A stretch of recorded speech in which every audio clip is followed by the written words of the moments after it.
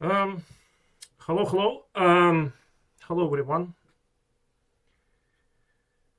Hello everyone, and people who are joining, get comfortable.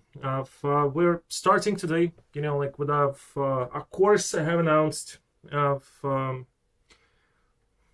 this week, last week, like on the last stream anyway, about the production in general, and effectively about sharing my knowledge and my experiences in the current industrial circumstances, which I think would be valuable, like on how do you build the studios and just a lot of common sense, like from the point of view of starting small and getting bigger, what kind of decisions you're making and how you develop this whole gig, and so on. Now, just to quickly go through how this whole thing would be structured, I have this to help me, which would be this.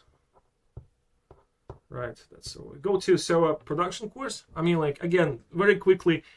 Idea is to have like 10 streams. Like about different stages of the developing the game and growing the team, starting with its inception, which we were talking today, going on with the various landmarks that in different manner defined your game and project and team and growth and what changes and how do you treat them differently depending on which part of the pipeline you are, and so on. So anyway, I would not spend a lot of attention to this grand plan. It's been a part of the previous stream, but I want to quickly talk about today's talk, effectively, like what we're doing today.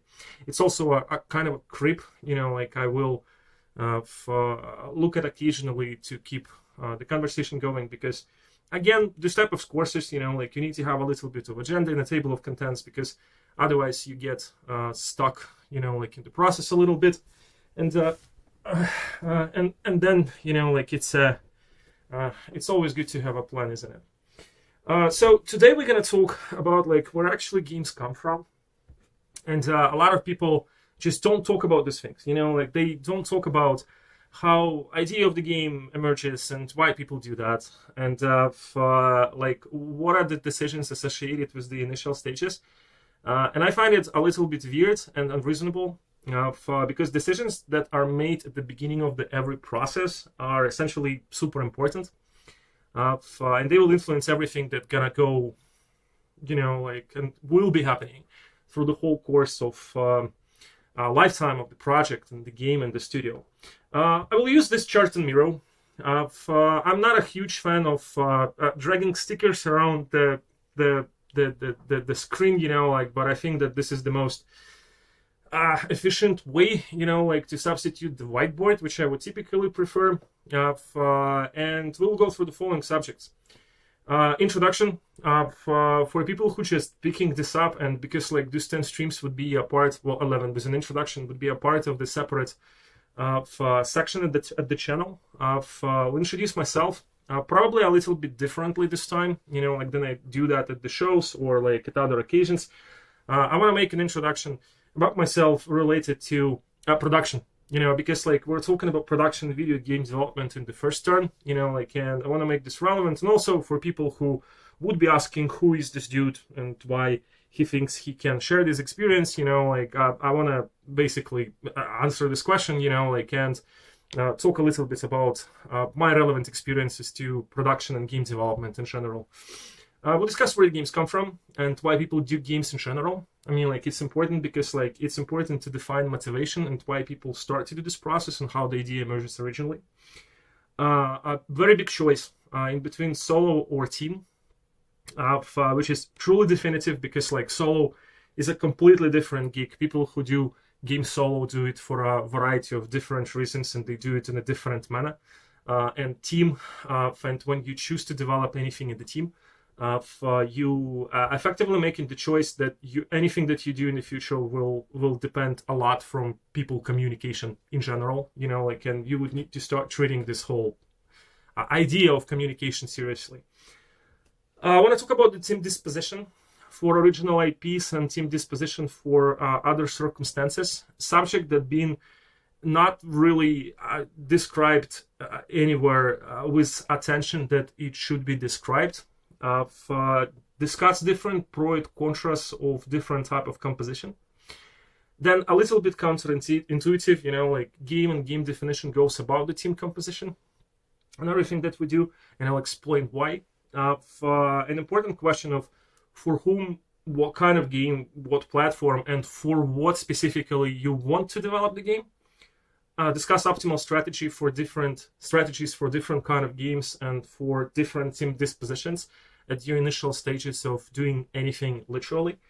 First steps on setting the field of development. Your initial notes, scatter materials, and prototyping. Prototyping is a subject I will be talking a lot over the streams. Forming hypotheses and testing them, and aligning the effort before actually going to the pre-production, right? And a little bit of going back to the chat, you guys are at the YouTube, and being there in the chat, I would encourage you to ask questions about everything that's going on, in general. You can ask them in English or Russian. I will translate it from Russian to English if this is complex to you, to speak or to ask questions in English language. And I will try to answer them practically as well. And so I mean is, for example, we would be talking today about the initial team compositions in general. If you think that you have an idea of a different composition in mind, right? And then, we can basically try to map out something super quickly, and all those things. Now, if you will allow me, I will not look at the chat for the first part of this talk. I will answer all of your questions, related to not this subject, but in general, channel and other things, after we're done with the main part to keep things consistent, and then after that, we can effectively, move forward on other things. So let's start. And again, this is an exercise for me as well. I haven't been doing this before. I have an idea of how to do that. So if I will get clumsy a little bit, on some of the elements, don't really be too strict for me on that. We will improve over the course of the stream. Now, as promised, and I probably need to get back to myself, on this one to introduce myself. Examples, turned off video. Yeah, well, hello again. This guy you see has been 25 years in the video game development, and I have started well back in the day.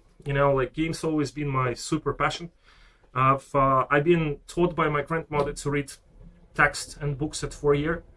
And I played my first video game about I've been 6 years, I think. And that's been a ZX Spectrum game about ninjas fighting each other. I've been introduced to arcade machines a little bit before there at 6, and probably that was the point, where I just fell in love with video games and stuff, and it's always been a big part of my life. I would say, in many senses, dominant. I started to develop video games back in my town. I started from a story you can think of being every beginning of the story, for bootstrapping. While I've been in university and I've already been somewhat involved with the video game industry, I've been selling video games in retail, and I was writing for articles as a game journalist. I came up with this concept being called a Northern World, and for myself and 3 of my friends from the university, Vitaly, Roman, Max, we started to get together in my 1-bedroom apartment at the kitchen every weekends, and we basically started to develop the game. We started to write concepts and write the story and do some concept art and do some initial code, and that was the beginning. No resources, no money, nothing, just clear intention, to do something great. And that was the late 90s, so not a lot of internet, still a lot of Fido, and it's been quite challenging. very soon we been picked up as a team as a company called Blood Games, one of the few companies in my hometown where we've been working on this game and then other games for some years. I think it's been about 3 years. After which I went to JC Game World and worked as the capacity of PR executive for about 4 years on Stalker and Cossacks, and particularly there's been a game called Heroes of Annihilated Empires, which was a strategy game and fantasy, which were pretty much like Cossacks.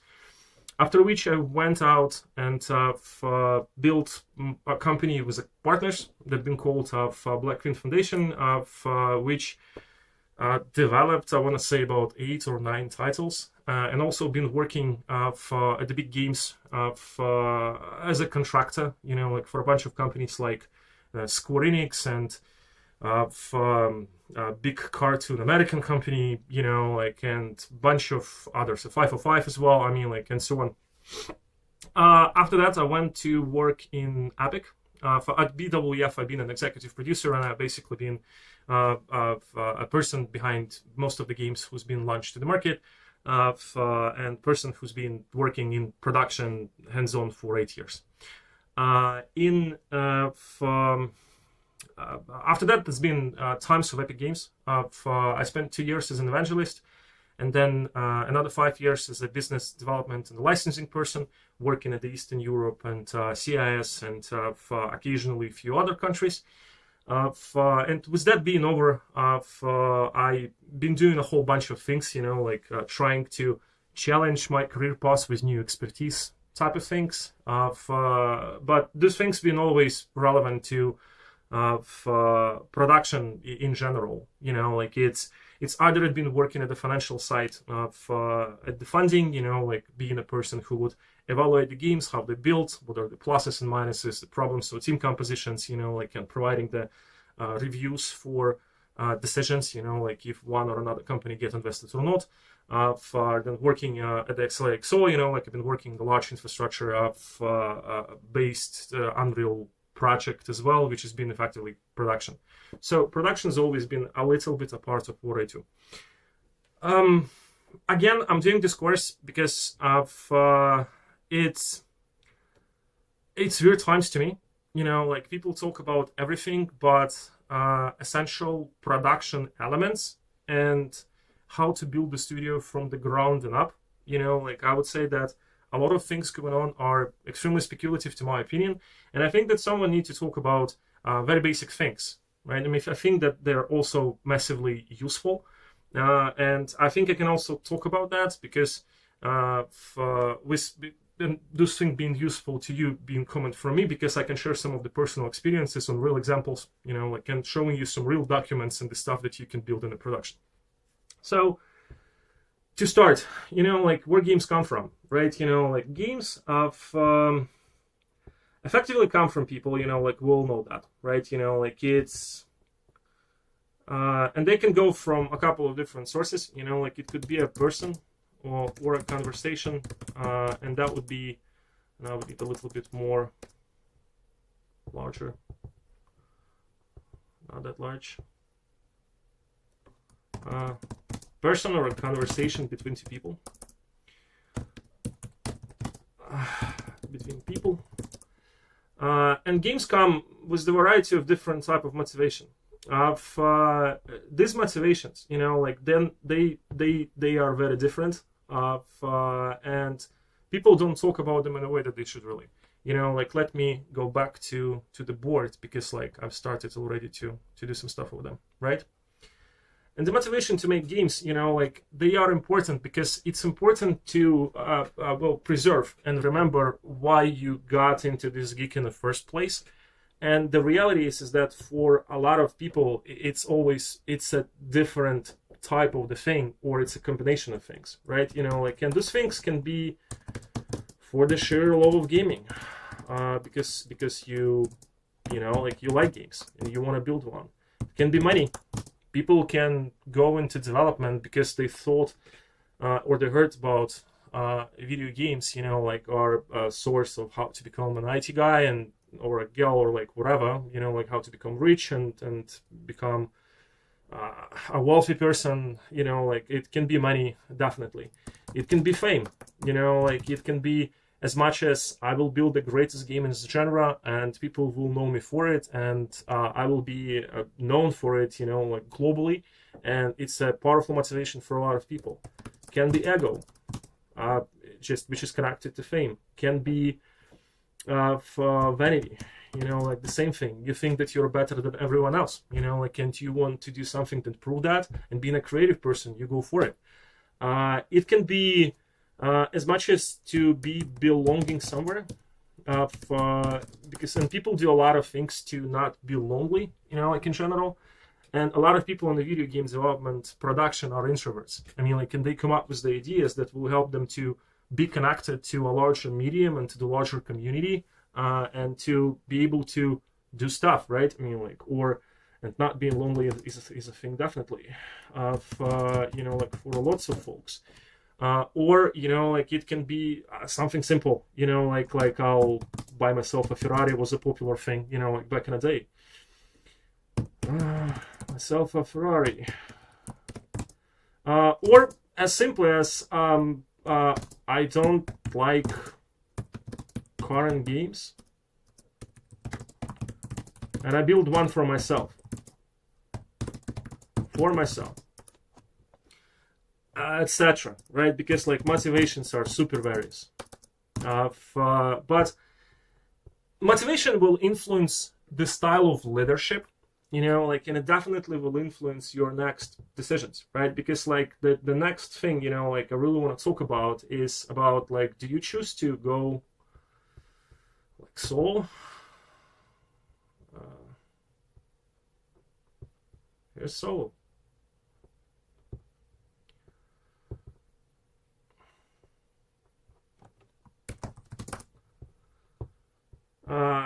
Or a team, like, and when we will talk about like team, we'll also, like use some of these motivations to explain, like how it will influence the ways of the development.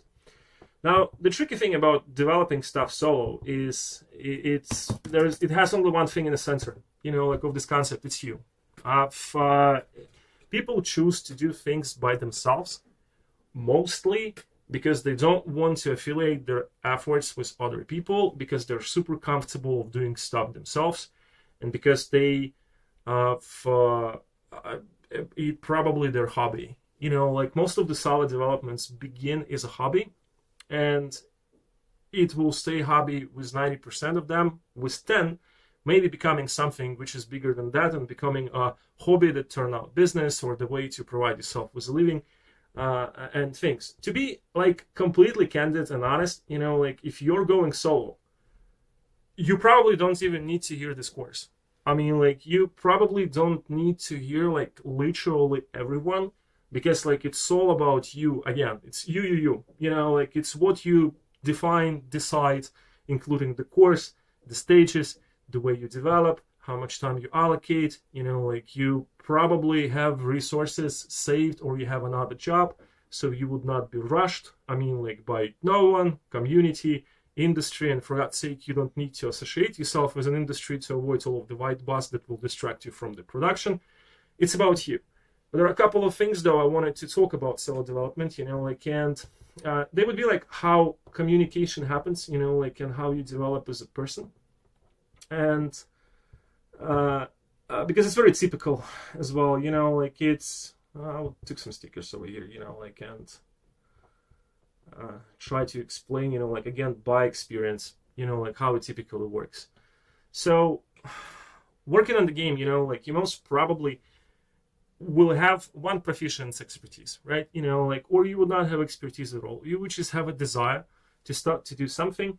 And for solo development presumes that you will master a lot of specialities by yourself.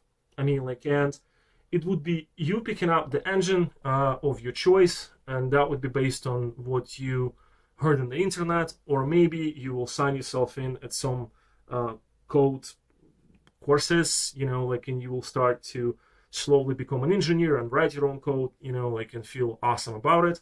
But as practice shows, like everyone wants to start quickly, like, and you try to go as much as everyone else, like to try to attract various type of external expertise to accelerate on the development. And you would be defining those things as a sub-contracts for yourself, right? So you would be hollering out to external people and occasionally ask them, to produce for money or not for money, a variety of things, right? Whether there would be a 3D models or representation of yourself into the community, or maybe you would need some animations to be produced or music or stuff. As practice shows, everyone starts on the same level. You start to order those things, you get very quickly disappointed in the quality or external human relationships associated with this process. And lots of the people, they internalize and they try to master as much of those expertise related to the game development process as possible. You learn new tools, you stop talking to these people. I will be exemplifying Unreal Engine mostly because it's simpler for me, because I've been working with it for so many years. You start working not just in editor and the blueprints, you start to learn sequencer, you start to use store, and you try to master as much as you can. Then you will inevitably still get to the point, where you will understand that you want to do something, or you maybe not want to do something, right? And once you stop at the comfortable level of different tools and expertises that you want to have, you will return to this process again, and you will start to order these external processes and all these external things in more of a professional manner, because you would understand more what you need, and your project would be on the later stage, and you can show it, exemplify to people as a universal medium, and they would understand you better. But again, solo is something that should be a completely different subject of the conversation, but an important element to think about is that it's effectively your hobby and the process which is 100% under your control. You don't need to communicate with anyone if you do things solo, except the stages when you will choose to. So that's important. It makes things awfully more simple. It may be limiting, but it also allows you to take all of the decision on the fly, and you're also saving a lot of effort in creating a lot of documents and a lot of artifacts and a lot of concept and other documents that can be qualified as a guidance for the team to develop, because you have all of that in your head. You literally, you're a one-man army, and you can follow up with that in a fashion which is very comfortable for you. Now on the team side, it starts to get very interesting. And I want to really start to show you this tab, which would be from team composition, team compositions, original IP, right? And when it comes to the original IPs, we need to talk about this important thing. So I'll grab this 3 stickers, over here. And the stickers are people, and they represent codes, art, and design. And one of these stickers and one of these people is you, right? And depending from who you are, your vision of the game and how game and the team will function in the future would be drastically different. If you come from the code, you will think about the game mostly as code. If you come from art, you would think about it as art, design, self-explanatory, right? Stories and so. And because this dichotomy of the game, right? As a definition, where the game is a creative product, that it definitely originates from someone, who came up with the idea first, but at the same time, it should be produced by people of so many disciplines.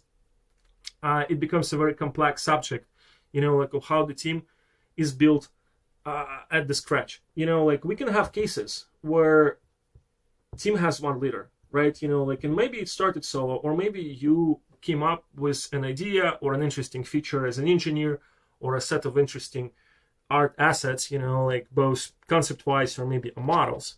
And now you want to build the game around it, right? Like if you stay the one single person, like at the team who starts to holler at other people, and team grows a little bit in a more of an exponential manner, like you will have the situation where it will be like this, right? Like for example, you're an engineer who started to talk to some of your friends, and then you found a friend, like who's a designer, and you found a friend who is an artist. But because you've been assembling this team based on your authority and ownership of the idea, like you will have a composition where you assume the position of the natural leader, right? Like, and people who are joining later in the art and design, they will follow you later. It can be a little bit of a different situation over here, like where we have another case, right? Like which is same art person, been working in a big company or has a buddy, like in code, right? Like, and you know each other for some years. You have decided to stop working for a larger company and to exodus together, like, and you have some wipe and previously existing relationships, and you've been working on some titles before. I mean, like, and you want to build this game. I mean, like, which is effectively something that I don't know how to do double. I mean, like, but I'll try. I'll do it this way. I don't have to work. Oh yeah, cool, it works. You're two founders, right? Like, and maybe you've been dreaming about this opportunity for a long time. You've been going to pub and drinking beer and smoking cigarettes, whatever you've been doing, like hanging out, having these numerous conversations about this idea that sparked before, and you spent like 30 hours like outlining how things should be working together, maybe based on the previous experiences working in a company you worked before, like, and you understand each other, right? I mean, like, and you have a situation where you have two founders which have unique interpersonal dynamics in the previous experiences that make you owners of the game, like, but what an interesting element that happens here, like, is that because situation like this, like where you have three people and you have design over here, and you would say, like, that would they equally would wipe together with each other, like it's barely possible, like the human dynamic is always that you have a couple of people or you have a singular leader, like who own most of the decisions, and then you have people who are taking on the responsibilities to hierarchically do stuff. Like in ideal world, if it's there's like three of you, like, and you represent different type of expertise and you wipe together, like in a great insane manner, it's a blast, like, and if you really do understand each other in a way where you can work together, like with the respect to each other and share the leadership, this is great. But this is rarely happens, right? Like, so in most of the cases, this case, like, will probably look like this, like, and you would have two people who effectively hold the leadership, like on the previously existing concept, and they would start to compensate on the expertises that they don't really have at this point. And if you're interested, like a lot of these companies, like they will develop later, like into this, and that would be for a level design and music, like LD. But the ownership would be typically in hand of two people, or one person who builds the rest of the team, like as we looked at the previous case. Now, already at these two examples, like I can tell you, and just to exemplify another one, like because it would be more convenient. Let me get another art here, like, and I would get another code. And I would get another design, right? Just for a better example, like teams which are effectively aligning, like in a way where you have the same composition, like for the singular leadership and for the person who came up with the game and who knows the game, but that's the art person, like it would look like this, right? Like it would be art, design, and code. Now, the tricky thing about it is that those teams, they would operate very differently from the point of view of definition, priorities, and how they structure things, and how they look at the game as an entity, and how they would want to build things. Also, all of these compositions and variety of different compositions, like when the people meet and when they build the dynamics, right? Like they start to obtain initial internal flaws and internal benefits and strong parts because of those compositions. And to just exemplify a little bit, like if you have a team which is centered by the leadership of the person who's from engineering, you probably would have less issues associated with the stack of technical products, system of control, for the version control, for an infrastructure, architecture in general. But at the same time, you most probably would have a situation where it would be extremely feature-centric, and not design-centric, but just feature-centric. Like interesting features will take the priority over features which are necessary from the build. Code has the tendency to, in this specific configuration, to conflict with design, because every engineer in the world thinks he's a great game designer as well. I mean, like we all know that, right? And for design need to be aligned in this composition with code as early as possible. Art in this type of compositions typically take a supplementary role, and for experiences an issue of underestimation of actual efforts that has to be produced due to the game development process. There is also elements that engineer-eccentric teams, like just a miss in general when they build the team and build the team composition, and one of them would be or expectedly UI UX, right? Like it's comes as a supplementary function. Like typically games look ugly on the long term with underestimation of how art works. Now, if you have an art-centric team, most probably initial set of materials produced is a lot of concept arts, maybe some models, maybe some stuff being connected together, and the teams which are centered around people who are art leadership in general, they think about using less utility into the process of development. So where the code development team would be 100% sure, like that all of the initial stages, white boxing is fine, buying marketplace asset is completely fine, like it's all about make sure that you have 60 FPS and DLSX and RTX support, like and making game a technical masterpiece. Art people would be focusing stuff about art. Like people might want to talk about it or not talk about it, but specialities in the game development are tribal. Like it's a very simple explanation for that is that where you have a person who assumes the position of the leader, which what again, like we need to explain. I mean, like, what is the position of leadership? Position of leadership is that then when you come up with the whole idea of this gig, you come up with the idea of the game, you started this whole thing in one way or another, and you're taking risk and responsibilities associated with other people's decision who are following you to start building, like the game that you're building together. And those people delegate you part of their decisions, and they agree to that because they trust your vision, and this is how you lead everyone to the victory. Very annoying position, like to be honest, for hard to be added if you take it seriously, but this is how it works.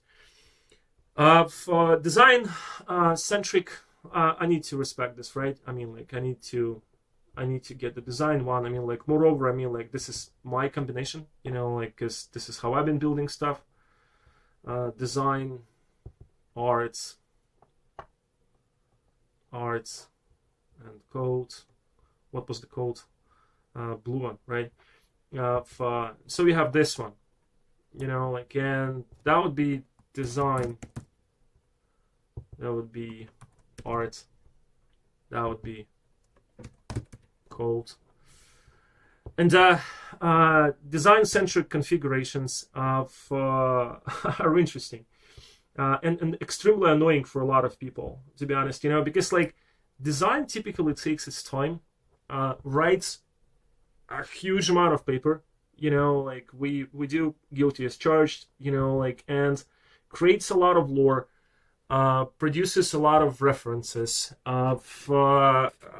build experience, fun and touch and feel things, right? Like, but what people don't really want to talk about it in the production is that design, in fact, overproducing so much content and does it like almost every time that most of the people on the team, I mean, like, who are not writers and not really readers, I mean, like in art and code and all the other disciplines, they just don't want to read that.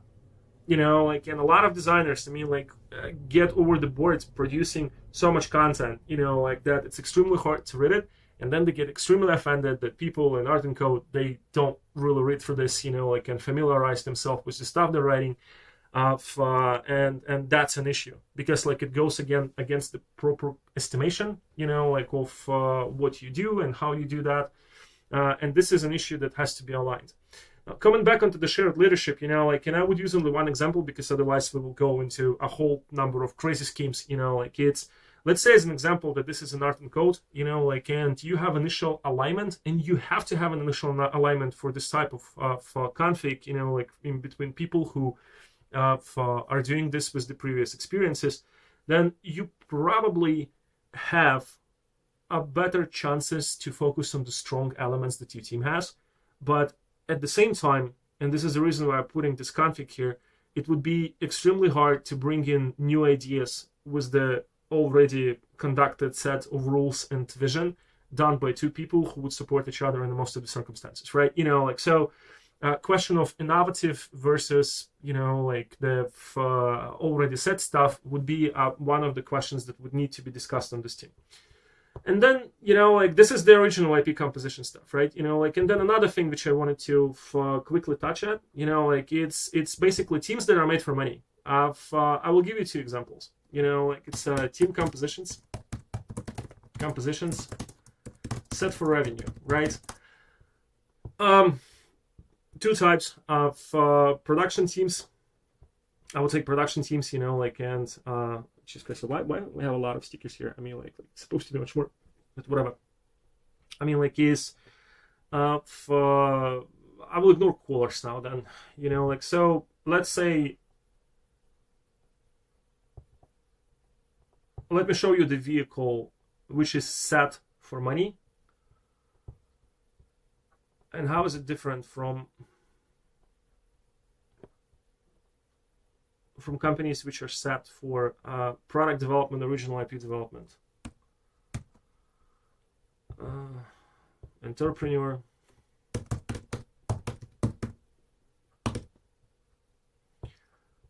That's business model. I mean, like, if and I will explain it a little bit later. I mean, like, and that goes like this,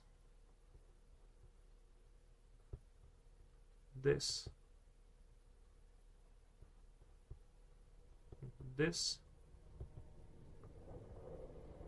this model is heavily in any way or form externally dependent. So let me show you how this works.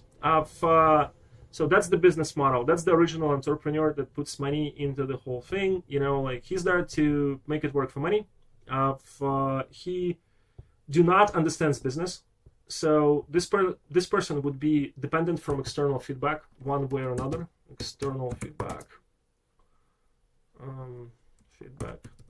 So Miro is mocking me. It's like, well, actually, dude, you're doing a shit work. Like, so we can tell you, like, how to do it better. But we will not do it as of now because, like, that will go against what we're doing. And so the difference here is that all of the businesses mostly are built for scale, right? Like, and you'll have flow 1, flow 2, flow 3. So that's like business for money. Like, it's an entrepreneur decided or heard somewhere that video games makes a lot of money. with the help of someone who controls one of these flows or all three of these flows, hired people, like we can mark them up somehow, like people with experience in the industry, like let's do it this way.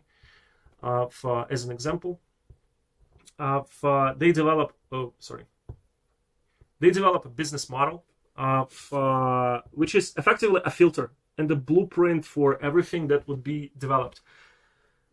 Ironically, business do not really presumes a lot of innovation, and business always follows the money because its major idea is revenue building that suppresses and overcome all the other types of the ideologies, while in the team compositions for original IP and solo development, it's always a mixed bag, right? I mean, like people get into the video games for money and something else, or just for something else, or a 3 or 4 motivation at the same time. What we're talking about business for business is the revenue only bottom line, so it needs to be correspondent to how business thinks. Business thinks, and for this entrepreneur, this business is not the only business he's probably invested. It's a business that operates based on a business model, which is effectively a filter and a template for everything that has to be done, in the company. And he has people from the industry who helps them, and they're typically producers, who are hired for this specific role. And they scale almost immediately to try out and to filter out hypotheses, right? And let's say develop 3 mobile games at the same time, following the money, and then scale if this works to flow 3, 4, 5, 6, 7, 8, 9, 10. Another type of the example would be if we would take one of those teams, and I would take just this team, and I would take this entrepreneur guy, and I would put it here, and I would say that this entrepreneur guy knows this design guy. And this interpreter guy invested money, into the design guy. This business being successful depends specifically only on the fact on what and how much they discussed before, how design been able to express how much time it would take to go until the scale, how much expectations are aligned. But this business would need to go into the scale based on the external communication of the entrepreneur, expectations that entrepreneur is having, investing money into this project. And often this configuration, if you attract money too early, will push you to decisions which would go against your production. So this is the reason, right? Why you will hear a lot for this course, that you actually need to attract money, and you actually need to grow at the point where it's comfortable and reasonable for your production, right? It's essential. It's also I want to show you a situation, that really happens when you ignore this advice, and that would be, let's say, this team, right? We would just put it here, and we would say premature scale, we'll call it, by whatever reason. Premature scale can happen for a variety of reasons. Can happen for good reasons or bad reasons. Can happen because you've been pushed, by an interpreter from the premature scale. And he knows the friend, and the friend saw the game before the vertical slice and wanted to invest money, and you took all of this money on board, preliminary, and you are not really ready. You don't have an internal benchmark, and you compromised at this decision because it's life, and you will get to a number of issues. Or it can happen for a good reason. Let's say you are an amazing community leader, right? But you have a weakness for people. You get into the situation where you start posting about your game too early, and instead of following this team composition, which is essential for the first stage of the pre-production, there's a whole bunch of people at the forums, at the Reddit, somewhere else, who are for 3D modeler, and who is 3D guy, and then there is another 3D guy, and then for some reason it's a PR manager, right? And let's say there's 20 of them. I would not even connect it all together. The issue here, is that when you're trying to save money at the initial stages, and you basically promise people, like they will proliferate on the future scale, so the interest would be respected, like you will get to the point where you will get money, and instead of paying people who you actually need on this stage, you would need to pay all of those people on the team because you promised them. And most probably in this situation, it would be aligned, like with your time load. I mean, like, and it means non-optimal use of resources. And to exemplify it better, like, let's say the ideal curve of production for your project, right? Like, is you want to have 4 people and you're doing this for free because all of these are partners in one way or another, or you have minimal expenses when you are developing the initial prototype. And for some reason, like you still allowed more people to flock around the team, and you raise money for the next stage, which is production of the vertical slice. And you would have like 5 extra 3D people. And for vertical slice production, you only need 3. But these 2 guys are already with you from the beginning of the process. And because you got them too early, like you most probably will pay them, while they efficiently would have no work into the second stage, like, and that would mean that your time load is not cool, like it just doesn't work.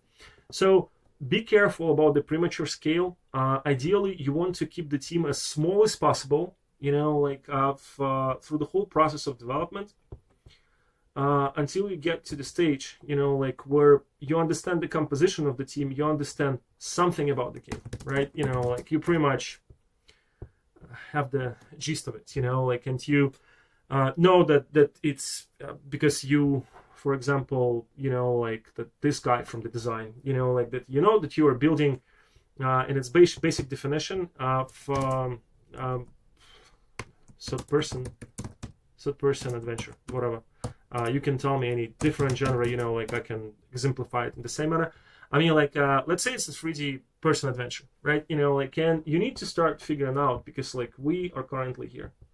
We're like currently here discussing pro and contras, like why those modifications and why these configurations, like are important, they're different. Like we're coming to the point of the game definition, like, and someone would ask, like basically, oh, right, dude, like, but we're started from this whole personal conversation between people, so they pretty much understand what the idea of the game is, like, but the truth is that when you start develop the game and start making the first prototypes, and you are at the stage where you're like in the first 2 months and you just get the feeling of it, you don't really get the game definition. And trust me, you would not even get it on the next about 6 months until we're like at the talk 4 or 5, like this is where you can get it final. But now when you understand the team of your composition, you need to define the game based on the team composition, and you need to alleviate most of the stressful points that you have dictated by motivation and the team composition. You need to identify your strong suits. And the game being the 3D person adventure, this is what you have decided to do, like requires some questions to be answered. I mean, like, and what exactly is the game that you want to build? And this is where you start to draw from the parameters and maybe some of the competences. Like, so let's say, like you initially are able to answer like these questions, like the size of the game. It looks like God of War. And I would use extreme examples because like most of the teams, they would use that. Like no one wants to create something which is not popular in the market. So people want to shoot for the high benchmarks, right? I mean, like, but with this and this features, this and this features, and that's like, I don't know, around Nephilims or whatever. So this is like your very short pitch, right? Like, and you already know when you start talking about this whole gig, like the people that has at least a little bit of experience, they would understand intuitively or based on the gaming experience what you're talking about. This is yet another reason why it's important to gather people who understand games, because you can save a lot of efforts, and you can save a lot of potential issues, like because you're talking the same language and you're relating to the same gaming experiences that people got from the same games. And you're saying that, look, like we are talking about like the Enochian prophecy, like, and we have this Nephilims, like, and everyone being destroyed by God, but one survived, and now he's fighting both heaven and hell because he's in love with that woman, like from human people, whatever. I mean, like, and he wants to save her soul, and this is the story part. But the trick is, like, is that you would describe it this way as I just described it because I'm coming from here. I mean, like, I'm coming from the design part, right? I mean, like, and I would start actually by writing down the story and writing down this experience. Now, if you would be a person from art, like, you actually would define the game differently. Like, it would be art. And you would go for something like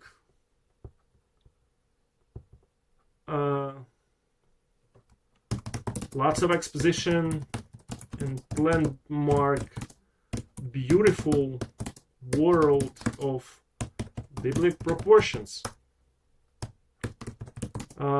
Looks like Renaissance pictures.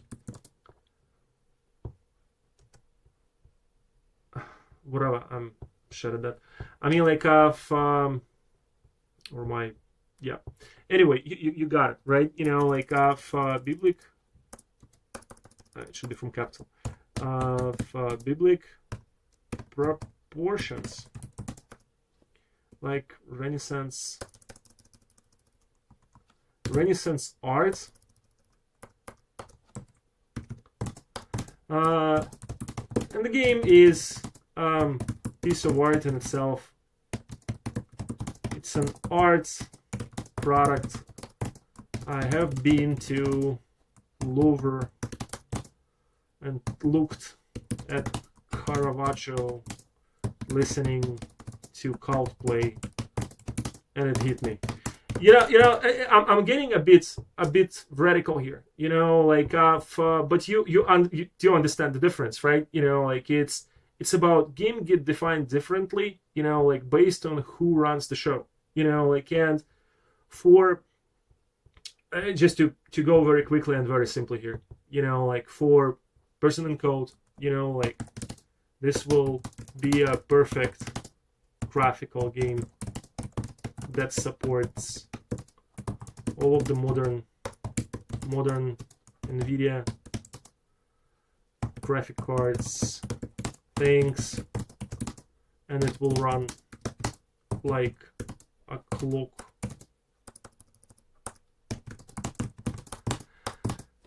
Again, a bit radical, like, but for business, like, but I'm just trying to simplify the difference, like, of the definition when you first get it, right? Because, like, how to make it right and proper, I mean, like, this is the next thing we're discussing this.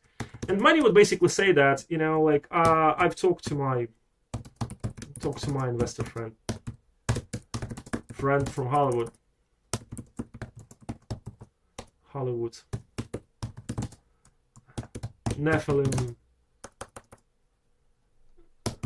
Nephilims movies killed it last year. We need a game like that. And there's different motivations, like, it's something that you really need to do a check, like, of what goes initially in your team and what's the initial definition that is native for the team composition you're doing, because, like, that moment is actually the key, like, where you understand what are you lacking, right? Like, and the first check on what you're lacking, like, would be for whom, what kind, and what platform this game, and for what you're building this at all. I mean, like, and for that, like, there is this well-known industrial exercise, like, where you do this questionnaire, like, questionnaire,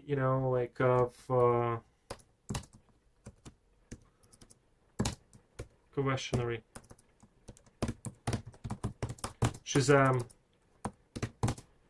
often referred to as idiot's test, which is the point where you ask all the stupid questions you can really ask, about the game in general, right? And that would be for your usual suspects. It's about, oh Jesus Christ, I'm not as good at Miro. But I will just give you a couple of examples. Of what you really need to answer. Which is whom the game is built for. Myself and the team. We have enough courage to admit, that we build game for ourselves, and we want to build something that we like, because otherwise we don't believe that anyone else would like it, and this is very vanity fueled and egocentric development. That's totally fine. You can go this way, it's no one can actually tell you you're not, or what are the platforms, which would help you to quantify efforts in general, right? And depending from what you have defined, we know the genre, right? It's genre is known, so platforms would be console and PC and console. PC and console will be incredibly helpful, to understand your audience as well later, right? To expand it from yourself. And bunch of others. It's just a set of questions, which should be things people don't want to talk about at this stage. How long, how this game will be perceived by do's and do's. Do we risking with this narrative, with this and that? Do we want to go directly as the establishment because we're all here to make a message? Because we actually gather the team to do that, right? And you answer all of these things, and this questionnaire, it's extremely helpful to also align those different type of visions, because it provokes the conversation, and you need to provoke the conversation at the initial stage because of the different type of compositions, and because every one of them literally has strong and weak suites, right? And it helps you to define the game. And you're not really, at the stage of the even concept at this point, you're just trying to understand why the hell you're here. And what you're trying to achieve by building this product together with these people who now surround you. And then, you get to the point of the optimal strategies. And optimal strategies is based on the intelligence that you have gathered,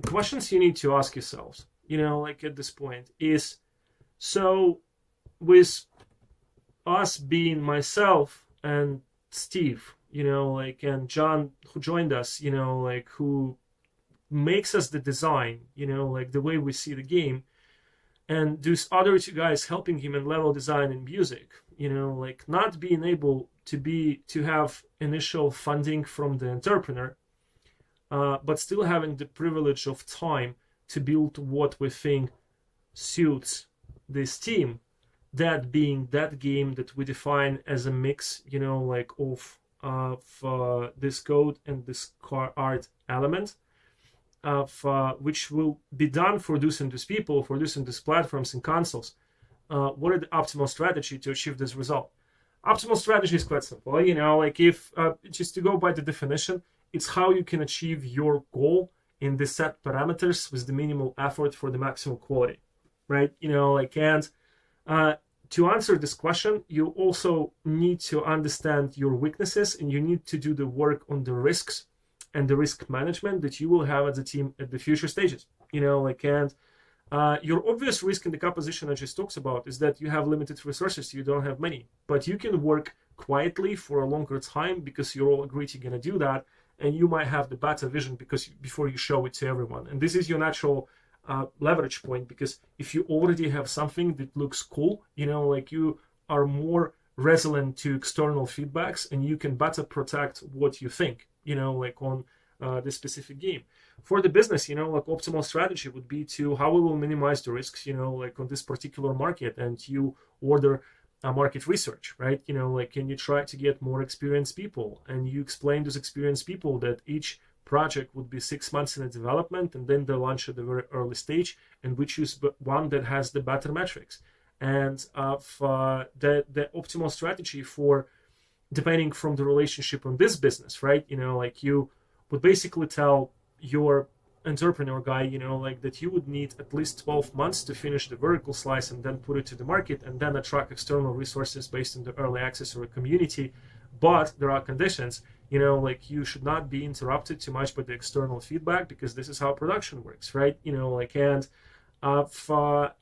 that's basically optimal strategies, or the result, like, of what works for you specifically better in this very specific context. And this is what I want to talk about a little bit here, is that there are no universal knowledge into the video game development, because just how creativity is wired, how much different context of people getting together to build something are involved, because all of those people and teams are happening at a completely different territories, and they live in a completely different circumstances, and you cannot take those words of wisdom from brackets industry, like, and try to use them if you, let's say, are sitting somewhere in the outskirts of Poland with no access to the Warsaw Hangout and no access to the industry, and you are listening to someone from the United States, Los Angeles, right? It's just, you cannot take this experience, because it most probably it will kill you.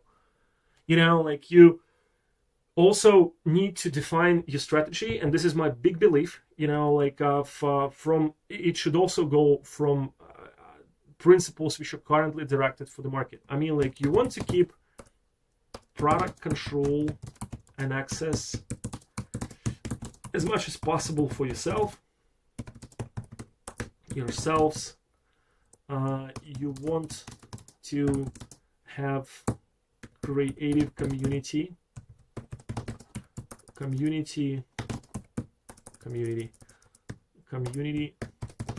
access reserved for the studio. You definitely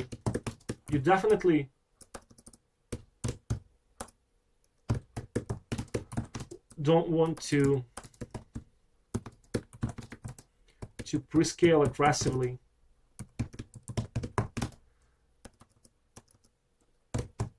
until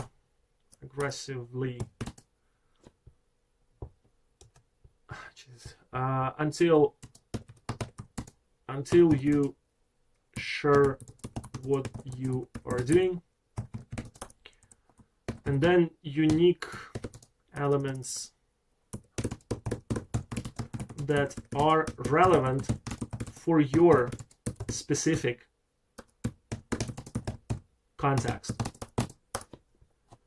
So this is like, it just, you look, I mean, like, you're doing this whole thing, like, you're building the game, you got people involved, you assume the leadership of the product that you have defined, which is currently not perfectly defined, by the way, but you start to understand the grasp of what you are doing here.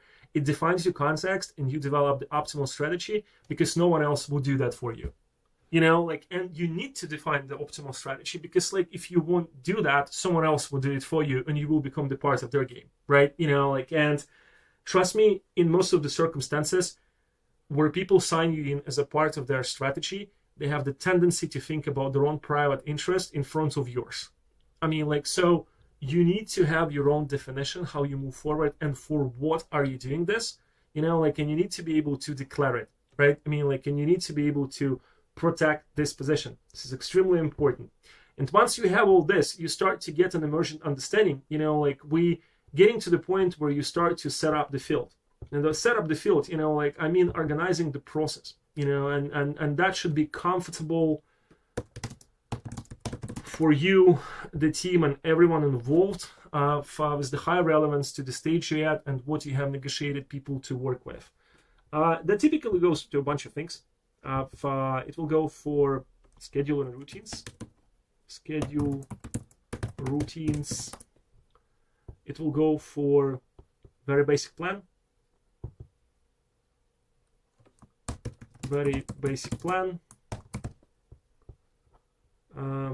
How company will function.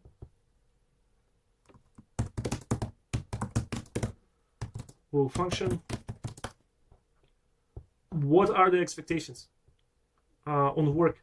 I'll explain each of this. What are the expectations on work?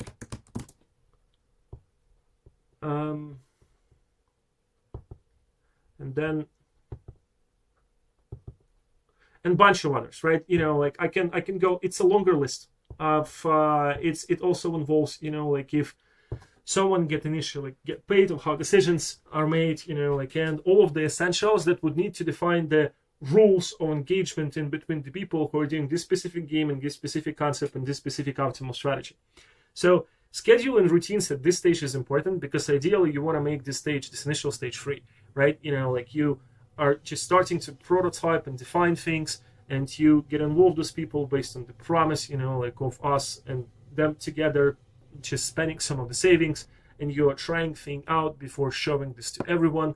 Or this is a model where, you know, like you already have raised some of the funds or using some of your own money, and you're paying to the rest of the team, and that will call for schedule and routines. It's simple, you know. Are you going to work in office? Are you going to work remote? Will we have the plan? What would be people's responsibilities? What are the expectations? I mean, like, what we will deliver on the first months, 2 months, 3 months, 6 months? How do we build the plan, which is also a part of the future topics of the conversation? Very basic plan of the stages in development in general, and what are the quality benchmarks that you would be building before the vertical slice, because vertical slice will become the ultimate benchmark of quality, and how company will function. Depending from all of these prerequisites, depending from who invests money or no one invests money at this stage, are you going to be an equal partnership, where it will be registered, how it will work in general, and when investment events would happen, how would you share those? What are the people expectations on the salaries? Are the options? And do you want to build one game, and then do you want to build a second game, which obviously should be a part of the strategy, you know, like of the company, and develop an IP or a franchise, or try different games in different genres, or you want to scale it infinitely, you know, like stuff like that. And when you set the field, you get to the point where you actually can start prototyping and working on the initial documents, scripts,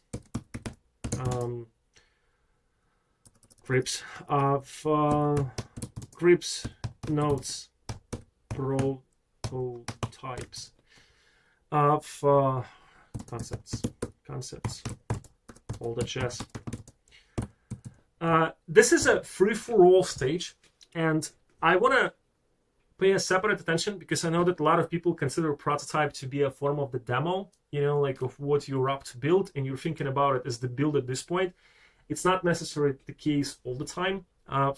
Prototypes can be as much as, well, effectively, you know, like you can prototype features, you can prototype movement, you can prototype cameras, you know, like you can prototype separate elements, you can prototype systems that would not be in the game for the better understanding of what you're building. You can have a separate minigame prototype for throwing the grenade, you know, like, and see is it fun or not.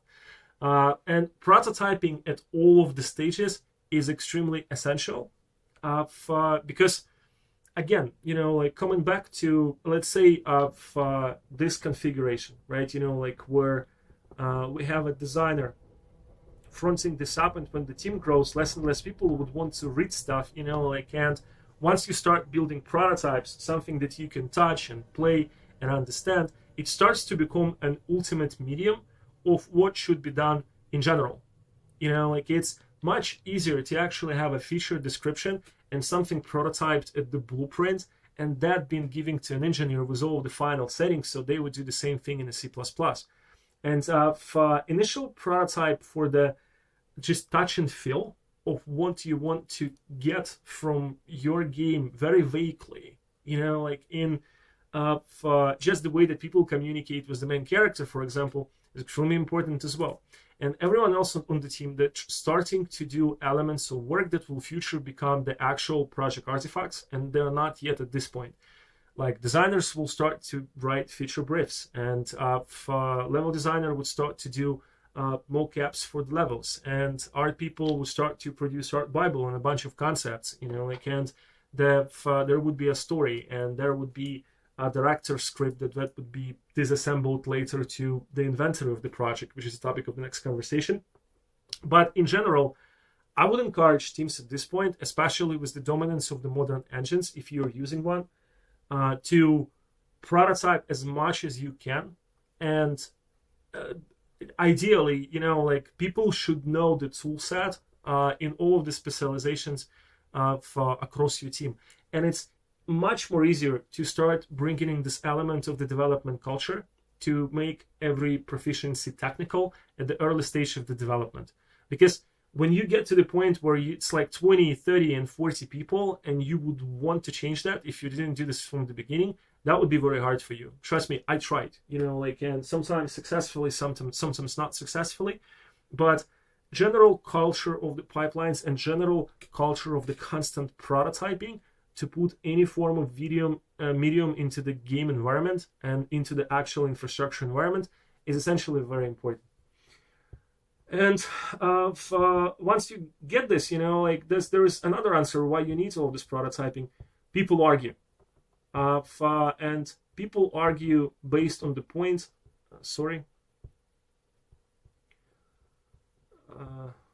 hypothesis. People argue, and people have the tendency to try to power play in different circumstances, because everyone wants to have an authority, everyone wants to have the respect in the creative environment, again, largely fueled by ego and vanity factors and the desire to be the best one. It's game development is largely production is a very meritocracy based type of the environment. It's people would not do great things and would not want to become extremely professional and perfect their skills. If they would not do that, there would be no great games. And that means that ideas will emerge, especially when you start to test out things. And at the stage before you actually go to the stage of the definition, subject of the conversation of this weekends, when you will finalize the concept and a bunch of other things, it's better to start testing the ideas and to get through as much conversations as possible with actual results. Now, people will talk for hours and shout at each other, being like, I did this game before, you don't know what you're talking about, all the stuff you're talking, it's not even relevant, you haven't played this game, I played this game. And the other person would be, well, actually, you know what, screw you, you're just trying to boast yourself, all your things that you say are based on confidence, there is no actual application skills. And those conflicts are often happening in the creative environment. And the best thing, that you can do to resolve this conflict is to actually build a prototype to check this hypothesis. So one of people say that we need to have additional camera for the for this specific animation action, and another person says that, well, if we do that later on the development, it will add us, 5,000 of animation hours and lots of work of managing this camera or whatever, this person argument. And this first person says, well, actually, that's bullshit because I can do that more quickly because I know about this technology. And the second person says that, no, you're not. This is just wishful thinking. And so what you should do, is organize a situation where both of these people ideally work together, to either approve or disapprove this hypothesis, and to get an actual technical result of this potential opportunity or an issue in the production. So check everything by work is the simplest way to do that. And don't take no for an answer, especially when you're small. From people who are just saying things and they don't want to prove it technically, or where someone else proves them technically, still staying jaded, and still saying that this is something that wasn't possible and being grumpy and salty about it. So check as much hypothesis as possible and check it in work, check it in the field, check it in the working environment, and you would be doing a lot of this in the pre-production, and the sooner you start, the better. And finally, for today's, it actually leads to general alignment after the stage of initial prototyping and check of hypothesis, where ideally, before you actually go to an actual pre-production,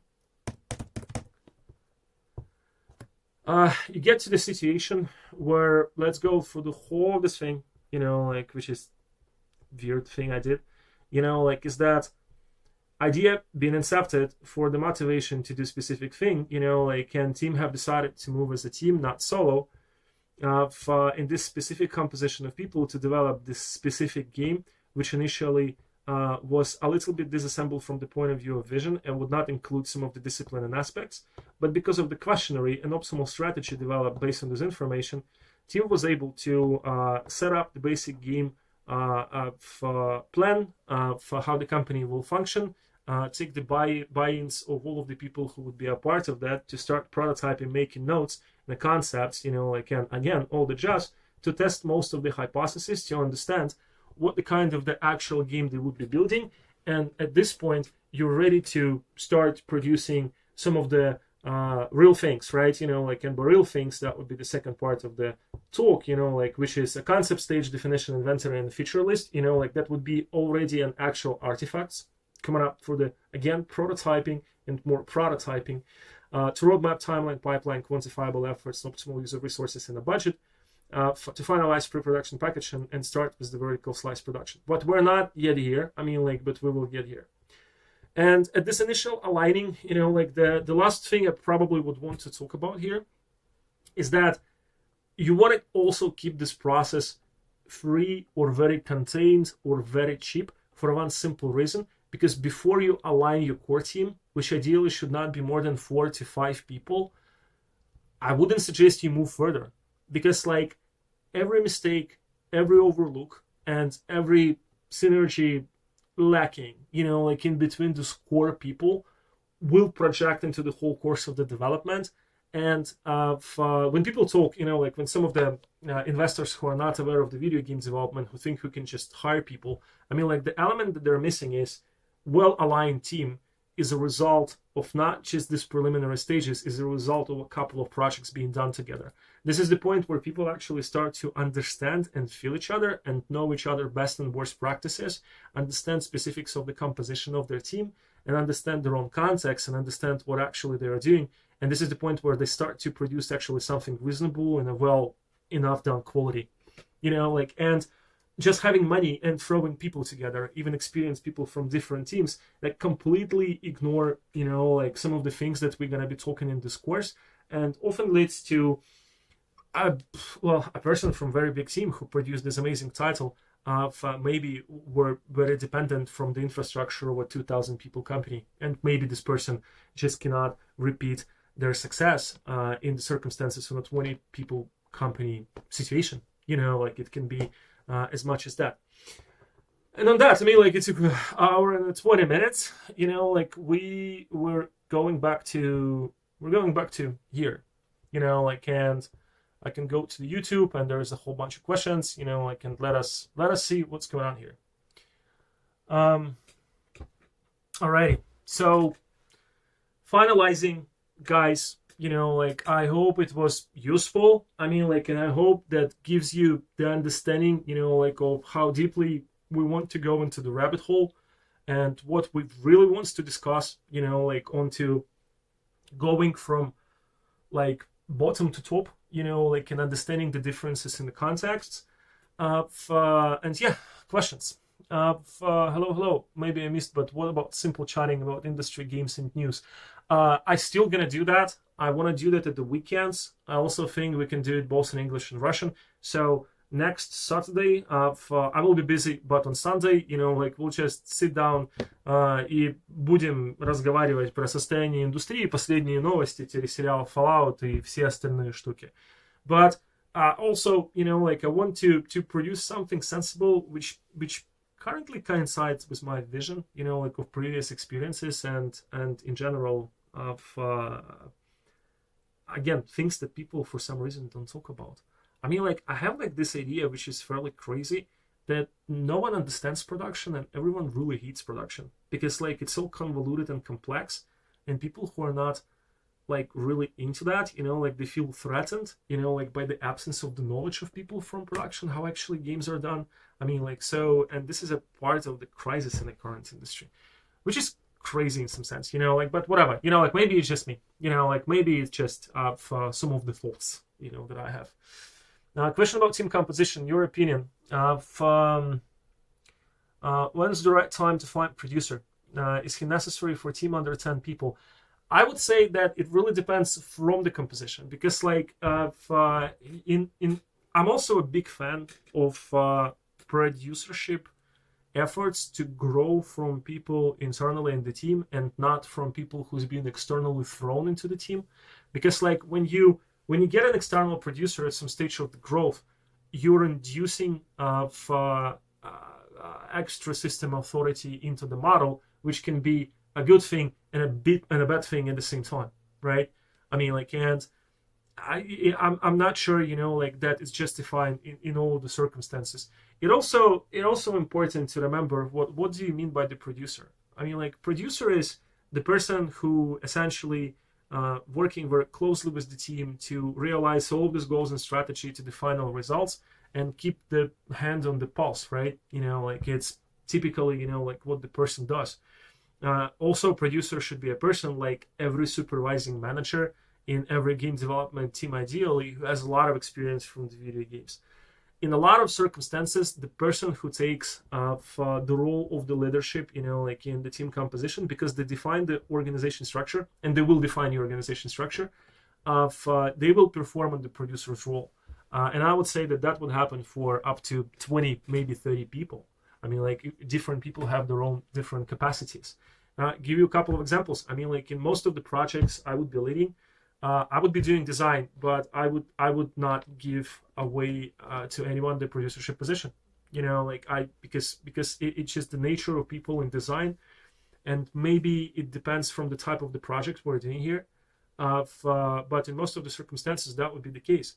For one of my friends, like Denise, right? Like his code and his approach would be completely different. I mean, like, he would build a team where it would be him and an animator, like, and then they would buy some content and VFX and stuff and concentrate on code and design 100%.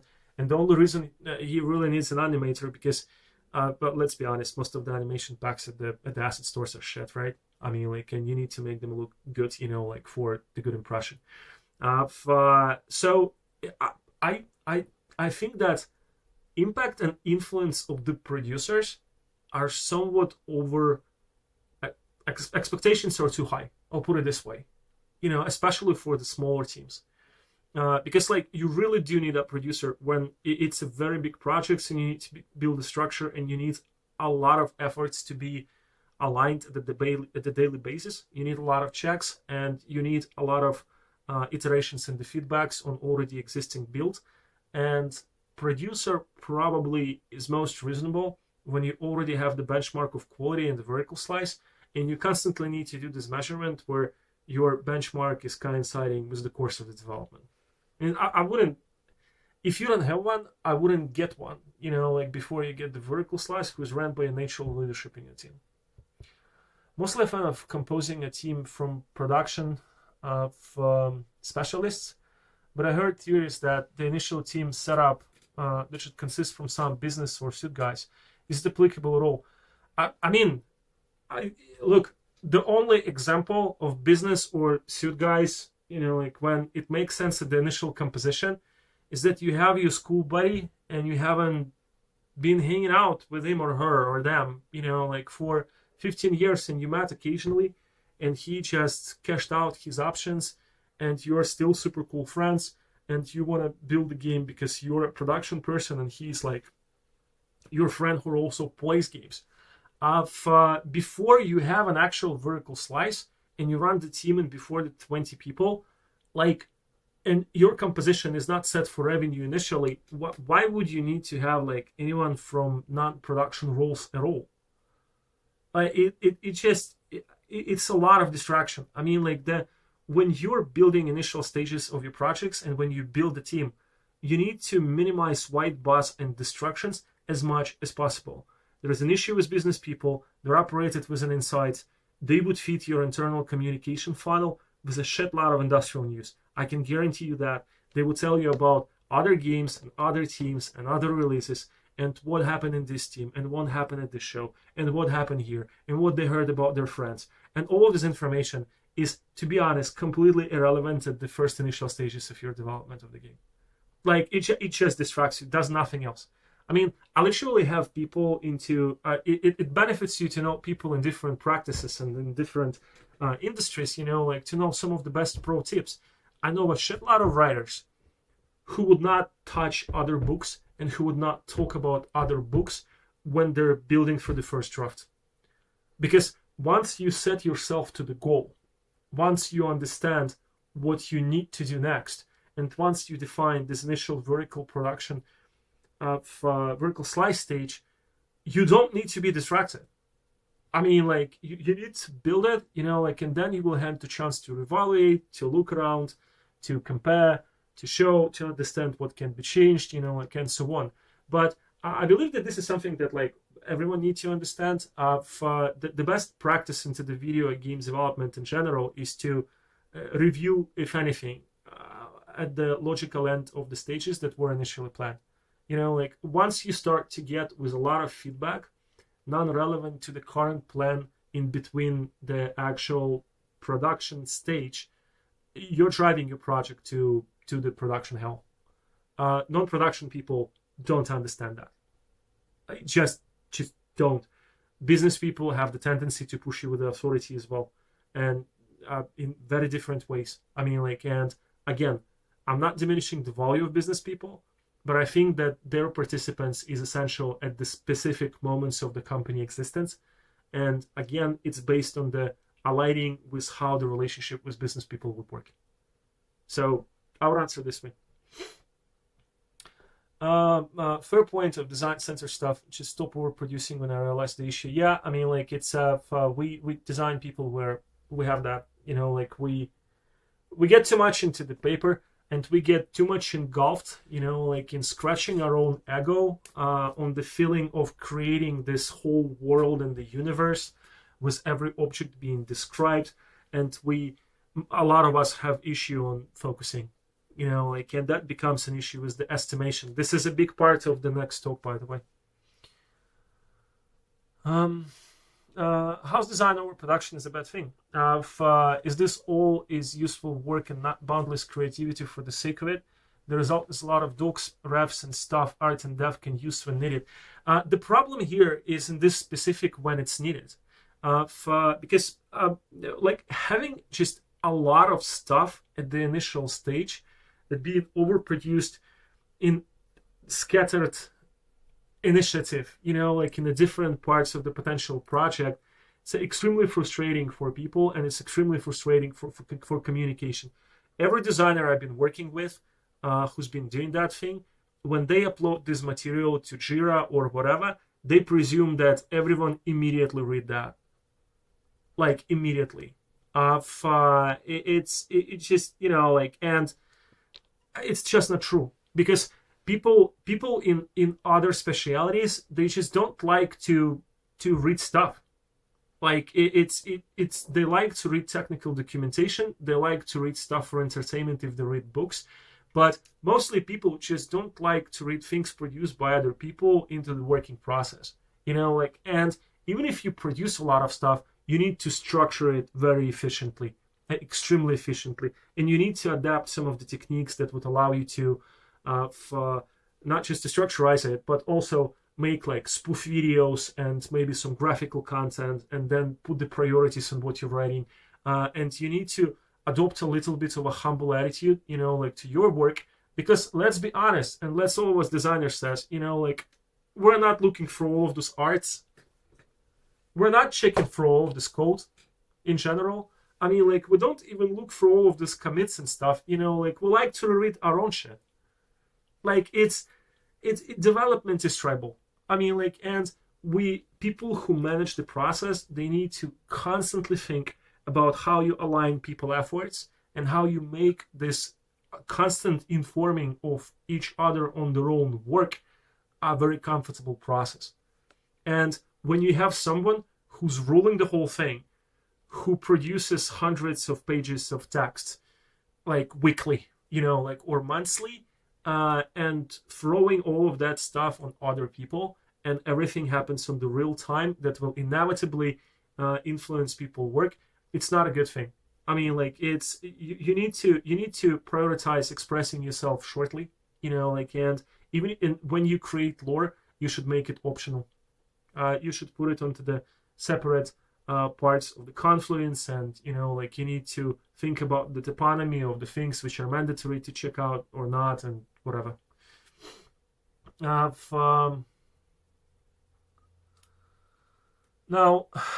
the trick here is to direct design to work productively, I guess. Yeah, that's correct.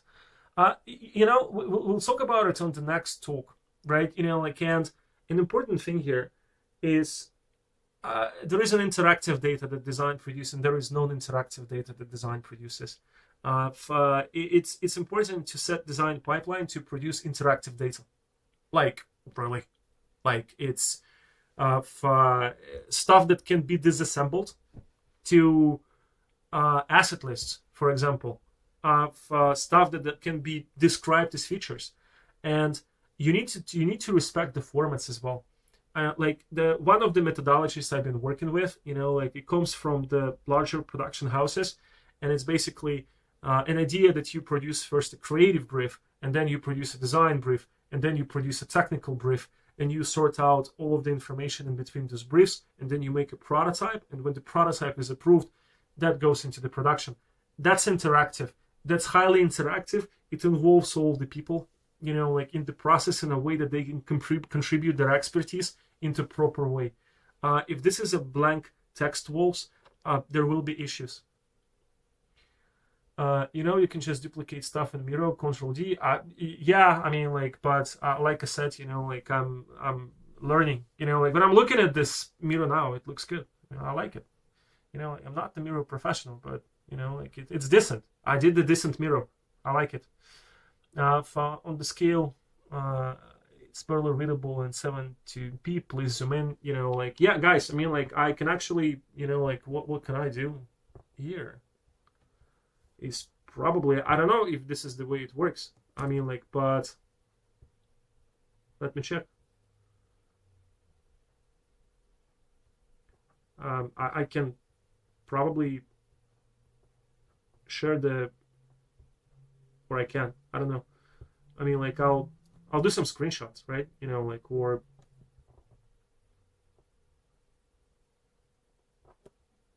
I don't know. You check it. I'll share the link. You if you can check if it works for you. I can happily share it for your attention. Sound designers should be in core team in general, or can find someone later. For example, after vertical slice. It's a good question, and it also depends from your composition and the game you're making. If you're making, I'll make a stupid example, obvious one. If you are making the game where it's a rhythm-based music game, you need it in the beginning. I'll make a less obvious example. If you're making a horror game and sound is important from the point of view of audio-visual element, you probably need it for the vertical slice as well. For how important the sound is for your game. If this is an adventure point and click, or a platformer, I would say that less important. If this is a shooter simulation game where it's important to hear footsteps on the different type of surfaces of the enemies, then I would say that this is important. It's a part of this whole conversation.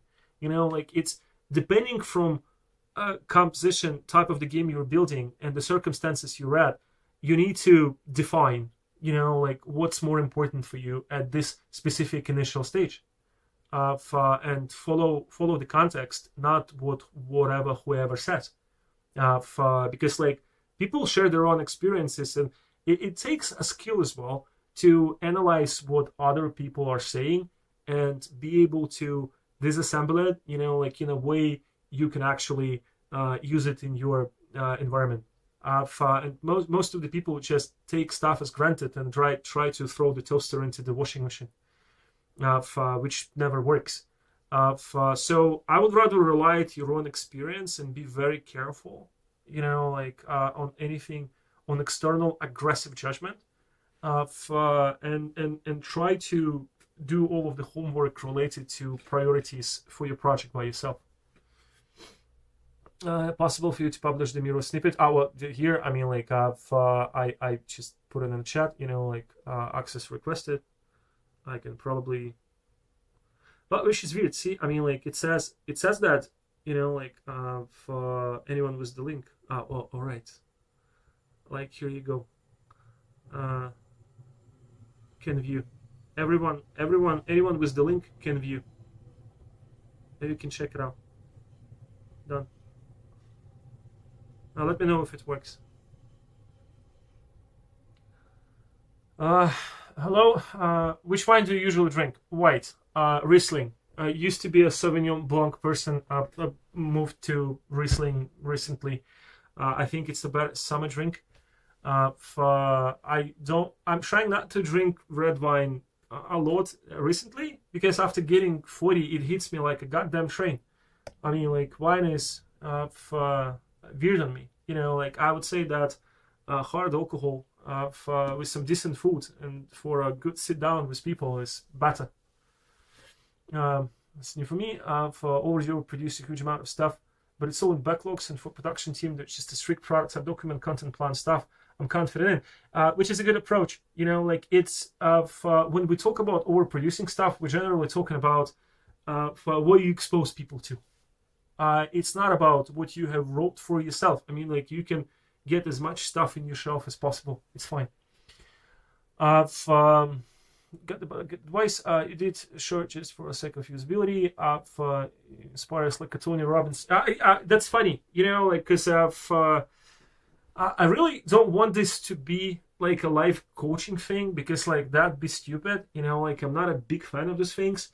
But at the same time, it will sound like that sometimes, because I want to talk about common sense, because people are overcomplicating things drastically, and at the same time, they don't talk about important things. You know what I mean? It's like you go to some of the conventions and you go to something which is supposed to be dedicated to the game development, and you would have people, talking in a way which will more underline how cool they are and how complex it sounds.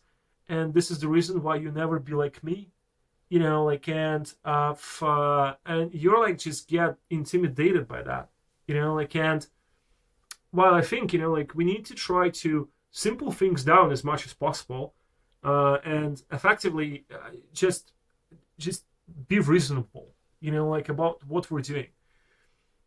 So it's about that. I mean, like, I have a couple of documents I have prepared for for the vertical slice part, and I have a couple of examples from my practice, on a couple of projects I've worked before, which I can show now, about which we talked about, I think, back in days, talks in production, like in Russian language. It's a vertical slice script, and idea of this exercise, which exists for many, many years, is that you create this director script, which is a user's experience, and then you disassemble it and you make a storyboard for this 10-15 minutes. And yeah, it's some work, but people are like, oh, we don't want to do that. Like we just do it because we do it the way we see it. And what they completely ignore is that when you create the storyboard, you can disassemble the storyboard to actual objects and organically build the inventory of all of the necessary projects, necessary assets. And because you understand what you're looking at, you can also have the feeling of the library of the materials and minimize them to 10, 12, instead of just giving tasks to 10 3D modelers somewhere externally and have a situation where they would use unique materials for every asset produced. And that just this simple exercise, this simple approach, saves so much effort. It really, again, it's a simple thing. Or really making sure that movements of your character works well with the camera or cameras associated with this movement.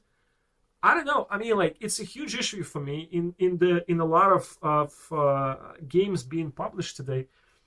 I just It's a good looking game.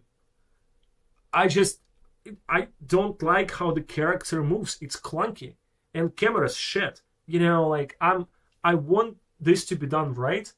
I want it to be done in a way, like people spend their efforts before, like where movement would be smooth, animations would be set right, rig would be done great, and the camera would be flowing, like it will have this a rubber, depending on the movement, and it would not get crazy all of a sudden.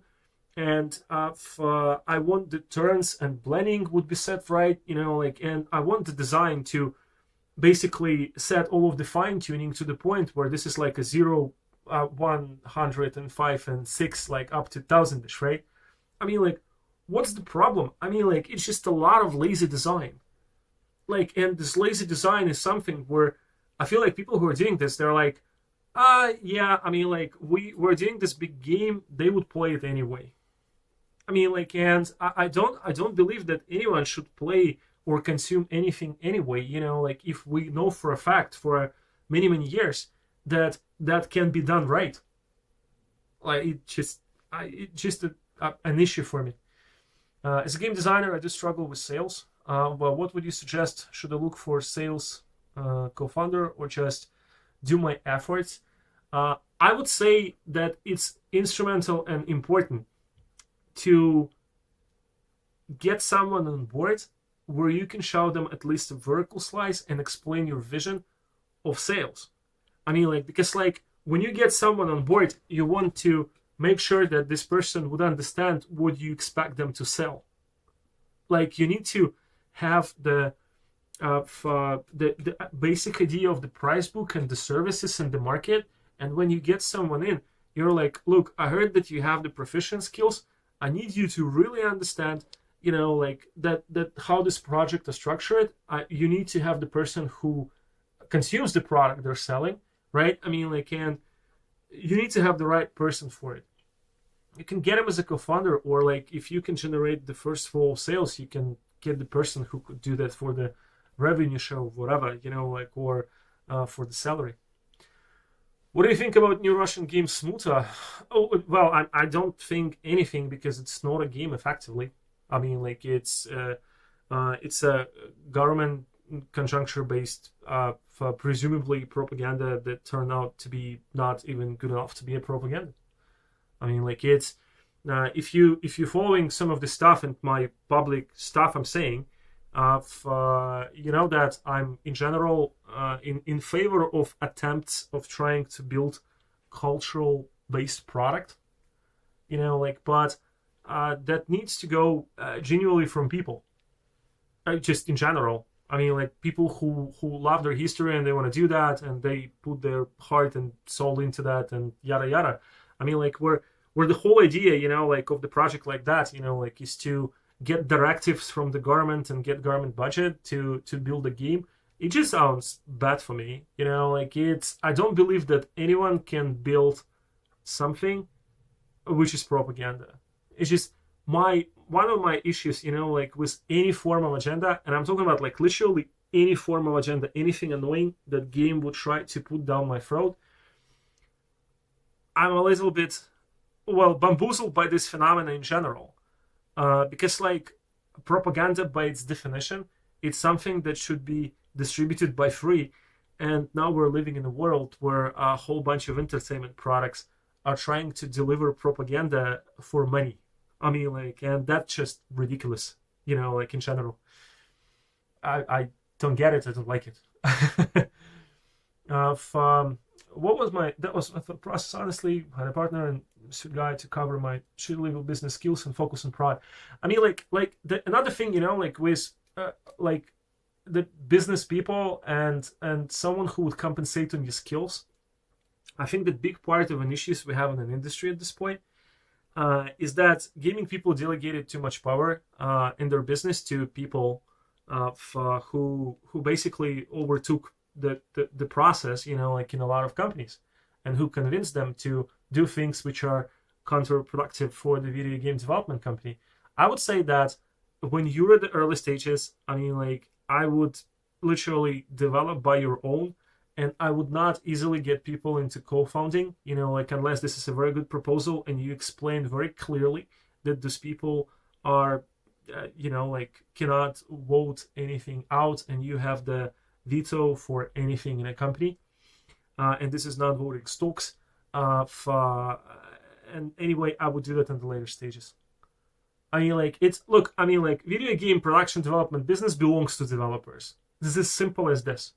Because, like, if production get compromised, like, you get to the situation where you don't have a vote in it, like, and you just need to produce shitty quality, and then people who promise you to sell any quality, they are not able to do that, and companies get closed and people get laid off. This is just how it works. So keep it to yourself.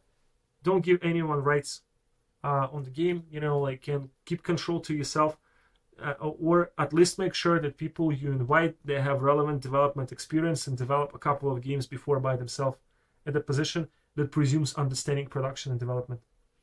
I know some people might say it's radical. I mean, like, but maybe I just encountered too much situations, like, where I saw people who don't understand how product is done and don't consume the product, and they still try to influence the product the way that they influence it, like, and it leads to disasters in the business level.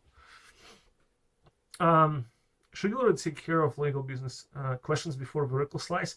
Well, you don't really, like, that's another, like, misconception here, because, like, it's essentially, it's super simple to open the company in most of the jurisdictions, like, super easy. Like, the process became so much easier, like, you would not believe it. Just try it, like, opening, like, a simple company is simple enough.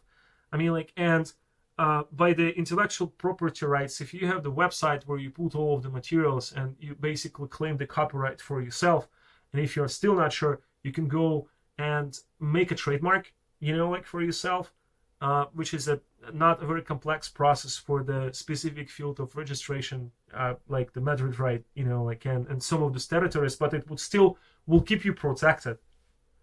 Or you can go and you can actually hire solicitor services and the lawyer services for pinpoint decisions. What else intimidates you to the point that you want to get a business person in the company? Like, most of the individual entrepreneurs' businesses, I mean, like, when people start to do that, they actually realize that they can pay a little bit of money for external agencies to cover everything that really scares them. And let's be honest as well, a lot of people into the legal and the business world, they do a lot of efforts to intimidate people to think that this is a scary field and they will get screwed. And that's the reason why they need to give them so much for their help, which is, to me, a very racketeering approach to the business. So I would tell no. I mean, you don't have to. I mean, just look at your case. Like, how complex is to open the company, to hire a person externally for the legal related questions, working for you hourly, get the person who would do taxes for you. I mean, like, once a half a year. So here you go. I mean, like, what else do you want? What else do you want from those business skills? Like, to tell you about how to make another presentation to appeal for investment people and talk to them. If you do early investors, get yourself a good agent. You would not give them equity. You would not give them nothing but 10% on the top of the deal. Like, better, cheaper, think about your interests. How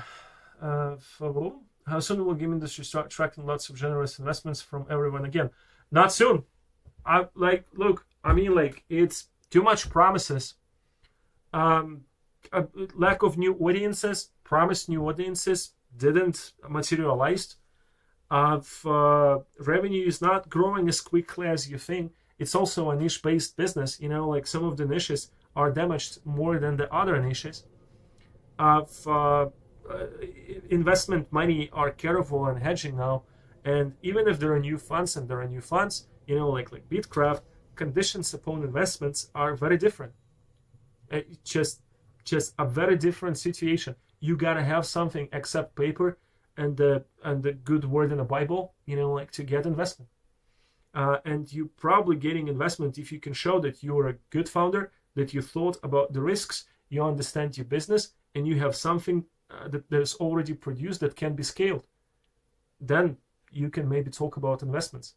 Otherwise, there is a bunch of speculative cases that actually hold risks that will have a great chance to backfire at you. My logic was like, when I come to a publisher, the suit guys will definitely outsmart me and I'll get a shitty business deal, so I'd better have a suit on my own to cover me. Let me tell you something. These people that you refer to as suits know each other for much more years than they would know you. How can you be sure about the loyalty of the person you are hiring that should go against the people that he knows for 10 and 15 and 20 years? Maybe they will just both screw you, the both parties. I mean, like, and this person will go to another business to conduct business with the new fresh developers. I mean, like, still making favors to people he knows for ages. Like, how is that not an option? Moreover, for most of the publishing deals currently at this point is more liability than actual privilege. Like, seriously. So, like, I would use common sense. I mean, like read the contracts in detail, look at everything, hire some help from external advice, from maybe not industry at all, like just a good professional lawyers who can look at the contract, who can pinpoint things which are dangerous for you, talk with you for 2, 4, 6, 10 hours, and tell you what are the points which are potentially bad for you and what you should think of, and use this for your own negotiation and conversation. Like, definitely, I wouldn't think equity for the business guy. Like, at this point, unless this person actually participates with money, because you will as well wash down your cap table, and you will have this person who is now at the board, and you would need to consult with this person most probably before you go and do any deals forward. Like, look, I mean, like, again, if I would need to summarize this business part of the questions in the conversation, you need to think about your own interests. No one else would think about interests of your own. Like, people are here at the market, and they are currently terrified, and they're currently very much scared, and a lot of them losing their jobs, a lot of them losing money. It's automatically make the situation extremely pragmatic for everyone. And if people would need to screw other people for money to survive, they would do that. I would be very careful. Like, extremely. I mean, like, it's just be careful with the stuff that you do. You put a lot of effort in producing something which is potentially very good. So look for the fair deal. Look for something which is good for you. Don't make bad deals. Russian streams, yeah. I mean, like, I'll do some streams in Russian about the industry and stuff. Yeah, sure. Which category of developers suffered most from recent industry staff cuts? Senior solution solvers? No, I mean, like, most of the people who suffered more from the recent cuts are actual people affiliated to projects and the project development and actual developers in a lot of circumstances, and that mostly being AAA big segment, because big companies feel all of the volatility on their budgets because they spend a lot more than other people. For other entities, because look, think about it that way. You literally have the situation where all of the decisions about who stays and who gets fired are mostly done in the company by senior executives and HR people. Senior executives and HR people wouldn't fire themselves. They would fire people who are not politically fitting, or they would fire people to make sure that their positions are preserved. Like, and again, very egocentrically, pragmatically thinking. Like, in some circumstances, like some of the C-level would fire middle management, or they fire by roles. And that's just like the skies, like going on the cross, like this is where no one cares. But that happened as well. A lot of people at the middle management position be fired as well. Market to be scary. Thanks for the advice. Well, all right. Guys, anyway, I mean, like, it's almost 2 hours, like, at this point. Good news, I'm getting the new microphone tomorrow, so next stream would be better sound. I think I fixed the video currently at this point. The new camera is all right. It also does the scary thing following me. You know, like, see? So it's automatic. It says AI. I don't believe it. But yeah, I mean, like, thank you for coming. It's been the middle of the day, not a lot of people, but I hope that people who would follow up and watching this, be watching this later, it would be useful for you. Definitely useful for my English practice, and thank you for the good questions, and have a good day. Cheers.